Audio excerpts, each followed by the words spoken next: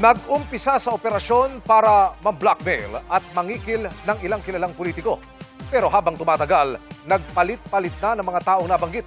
Yan ang ibinunyag ng 4 sa 18 dating bodyguard ni Zaldico na bumawi ng kanilang mga alegasyon kaugnay ng pag-deliver ng mali-maletang pera sa mga personalidad. Nakatutok live si Mariz Umali. Mariz. Emil, pamba-blackmail at pangingikil nga, yan daw ang pangunahing layon kung bakit ni-recruit ang 18 mga Marines o mga Maleta Boys kung pagbabasehan ang affidavit na ibinigay sa GMA News ng 4 na bumaligtad na mga dating mga bodyguard ni Zaldico. 4 sa 18 dating bodyguard ni dating Congressman Zaldico ang bumawi ng kanilang mga alegasyon kaugnay ng pagde-deliver ng mali-maletang pera sa mga personalidad. Sa kanilang bagong sinumpaang salaysay, sinabi nila kung paano nagsimula ang lahat.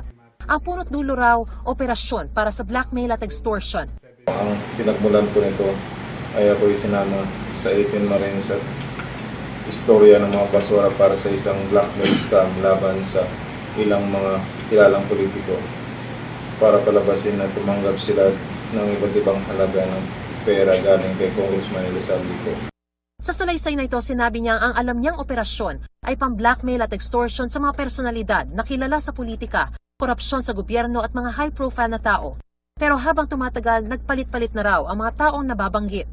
Sabi ng isa pa, ang pag-blackmail at extortion ay para palabasin na tumatanggap ng pera ang mga idadawit na mula kay Zaldico. Pinangakuhan kami ni Atty. Baligod ng malalaking halaga pag naging matagumpay ang scam na ito. At bilang katibayan, sinabi pa nito na sina Congressman Defensor at Senador Marcoleta ang nagsisiguro ng lahat. Ang tinutukoy niya si Atty. Levito Baligod na unang nagharap sa publiko ng 18 dating bodyguards, ilan sa kanila mga dating Marines. Sa aming panayam, itinanggi ni Baligod ang alegasyon ng plano umanong pamba-blackmail. That's ridiculous. I-extort mo sila. Si Martin Romualdez, sino? Mga senador, mga congressmen, that's very far from truth. Medyo exaggerated na yan. Itinanggi rin niya ang paratang ng mga dating bodyguard na pinangakuan sila ng pera kapalit ng pagpirma sa affidavit. Well, yung sinasabi nilang prinomesahan sila para hindi na sila kailangan magtrabaho for the next 2 years is an exaggeration. No? What I actually told everybody, not only the 4, but to the whole 18 plus 7 and plus 10, no? Na kung may problema sa pamilya, pwede kaming magtulungan.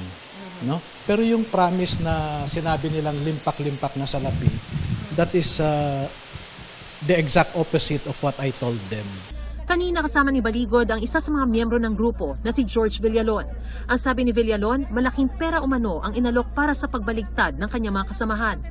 Siya man daw ay inalok din, pero di raw siya kumagat. Magkano? Yun po, 20 to 25 million po. Per person? Yes po, ma'am. Pero walang sasama na doon sa 14? Wala po. Isa si Villalon sa inaresto kanina matapos maglabas ang Las Piñas Regional Trial Court ng arrest warrant para sa grupo dahil sa 4 counts of perjury. Masasabi ko lang sa kasama ko, sana naisipan nyo mabuti yung sinasabi nyo. Ang masasabi ko, top voluntary, top retired ka na Marines. Pero anong ginawa mo? Nagpadala ka sa pera.